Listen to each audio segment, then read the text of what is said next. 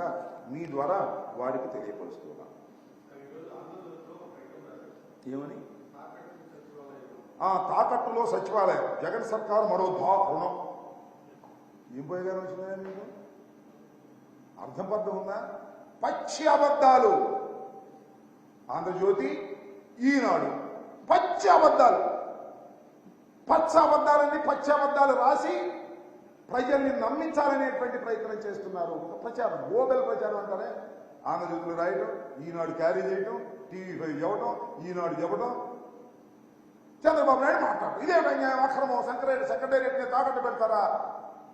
ఏం పోయేగానే వచ్చిందే? పచ్చి అబద్ధాలు రాస్తారు. సెక్రటేరియట్ని తాకట్టు పెట్టిన మాట అవాస్తవం. ఏదో మాట్లాడుతూ ఉన్నారు. ఇలాంటి పిచ్చి రాతలు, పచ్చ రాతలు, పచ్చి అబద్ధాల రాతలు రాసి ఏదో మొన్ననే ఎన్నికలకు ముందు జగన్మోహన్ రెడ్డి గారి ప్రభుత్వం మీద బురదలాలనేటువంటి తాపత్రయపడుతున్నటువంటి అంశమే తప్ప ఈ నారా చంద్రబాబు నాయుడు గారికి ఉన్నటువంటి వీళ్ళిద్దరు రాధాకృష్ణ, రామోజీరావు అసలు పత్రికా విలువలే మర్చిపోయారు. ఏదో తప్పటి కేసు రాసేయటం, ప్రజలు నమ్మించాలనే ప్రయత్నం చేయటం. కానీ మీ 2 పత్రికలు, మీకున్న 3 టీవీలు, ఈనాడు, ఆంధ్రజ్యోతి, టీవీ5 ఇవన్నీ కూడా జగన్మోహన్ రెడ్డి గారి మీద అబద్ధాలు రాయడం, చంద్రబాబు నాయుడు గారు గొప్పోడు, వీరుడు, సూర్యుడు అని రాసి పైకి లేపడం, తద్వారా ప్రజల్ని మోసం చేయాలని మీరు అనుకుంటున్నారు. ఈ బండారం బయటపడిపోయింది, ప్రజలకు అర్థమైపోయింది. కాబట్టి జగన్మోహన్ రెడ్డి గారికి వ్యతిరేకంగాను, చంద్రబాబు నాయుడు గారికి అనుకూలంగాను ఈ పత్రికలు ఏమి రాసినా ప్రజలు నమ్మడానికి సిద్ధంగా లేదు. కాకపోతే వాస్తవం ఏదో రోడ్డు ప్రమాదం జరిగింది, 3 చనిపోయారు, అక్కడ రైలు టయానికి రాలేదు, ఇలాంటి వార్తలు అయితే నమ్ముతారు తప్ప రాజకీయ వార్తలు, వాళ్ళు రాసే రాజకీయ వార్తలు నమ్మేటటువంటి రోజులు పోయాయి, పోగొట్టుకున్నారు. పచ్చి అవాస్తవాలను ఈ విధంగా రాసి మీరు సొమ్ము చేసుకోవాలనే ప్రయత్నం చేయటం చాలా దురదృష్టకరమని ఈ సందర్భంగా నేను చెప్పదలుచుకున్నాను.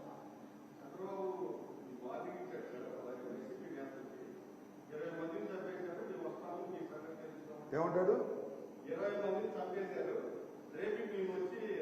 చంద్రబాబు మాకు వార్నింగ్ ఇవ్వటం, మా సంగతి తెలుస్తానంటాం, పల్నాడులో మీరు ఎలా జీవిస్తారో, పల్నాడులో మీరు ఎలా ఉంటారో, ఇలాంటి ఊసుబోని సొల్లు కబుర్లు చెప్పి బతకాలని చంద్రబాబు నాయుడు గారు అనుకుంటున్నారు.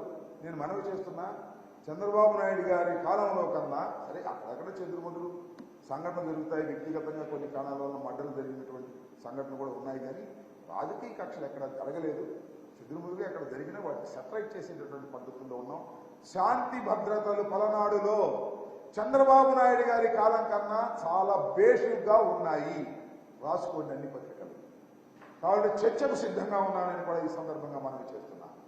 చర్చ చేయడానికి కూడా చంద్రబాబుతో అయినా లేకపోతే ఎవరితో అయినా పలనాడులో చంద్రబాబు నాయుడు గారి కాలం కన్నా జగన్మోహన్ రెడ్డి గారి కాలంలో శాంతి భద్రతలు మెరుగుగా ఉన్నాయి. ఇది వాస్తవం. లెక్కలు తీయమని కూడా ఈ సందర్భంగా నేను మనవి చేస్తున్నా. ఎక్కడ శాంతి భద్రతలకు భంగం కలగకోకుండా పరిపాలన చేయాలనేటువంటి దృఢ విశ్వాసంతో, దృఢ నమ్మకంతో దృఢమైనటువంటి పరిపాలన చేస్తున్నటువంటి వ్యక్తి జగన్మోహన్ రెడ్డి గారు. అందువల్లనే 7కు 7 గెలిపించారు. మళ్ళా మనవి చేస్తున్నా, 7కు 7 గెలుస్తాం. విశ్వాసఘాతకుల్ని ఓడిస్తాం. పలనాడులో తిరుగులేని వైఎస్ఆర్ కాంగ్రెస్ పార్టీ చరిత్రను సృష్టించే విధంగా మళ్ళా మెజార్టీని కూడా పెంచి చూపించే విధంగా ప్రజలు సిద్ధంగా ఉన్నారని కూడా ఈ సందర్భంగా నేను మనవి చేస్తున్నాను. చంద్రబాబు నాయుడు గారు ఉండి డబ్బాలు కొట్టడం లేదు, సొల్లి కబుర్లు చెప్పడం తప్ప మరొకటి లేదు. నేను అడుగుతా ఉన్నా, అసలు పవన్ కళ్యాణ్ సంగతి దేవుడు, ఆ లోకేష్ ఏమైపోయాడు? ఆయన కనపడుతున్నాడు మీకు? లోకేష్ కనపట్లా. లోకేష్ ఉంటే శ్రీమంత్ రమానంద పోయింది అనుకున్నారేమో. మరి లోకేష్ బయటికి రానిట్లే, అప్పుడు ఎందుకనో లోపల పెట్టారు. మరి అన్ని మైళ్ళు పాదయాత్ర చేశాడు, చాలా గొప్పోడు, చాలా బ్రహ్మాండంగా తయారయ్యాడు. ఏమైపోయింది నాకు అర్థం కాల. సో ఇవన్నీ manipulation politics, not a straight politics. Jaganmohan Reddy గారికి స్ట్రైట్ పాలిటిక్స్, నాట్ మ్యానిపులేషన్. ఏది మనసులో ఉంటే అది చెప్తాడు, చెప్పింది చేస్తాడు, చేసి నిరూపించుకున్నాడు. మేనిఫెస్టోని 99% పూర్తి చేసి ప్రజలను ఓటడుగుతున్నటువంటి ముఖ్యమంత్రి ఈ రాష్ట్రంలో, ఈ దేశంలో ఒక్క జగన్మోహన్ రెడ్డి. గుర్తుపెట్టుకోమని మనం చేస్తున్నా. మేనిఫెస్టోని దగ్గర పట్టుకొని తిరిగేటటువంటి తత్వం కలిగినటువంటి వ్యక్తి జగన్మోహన్ రెడ్డి గారు.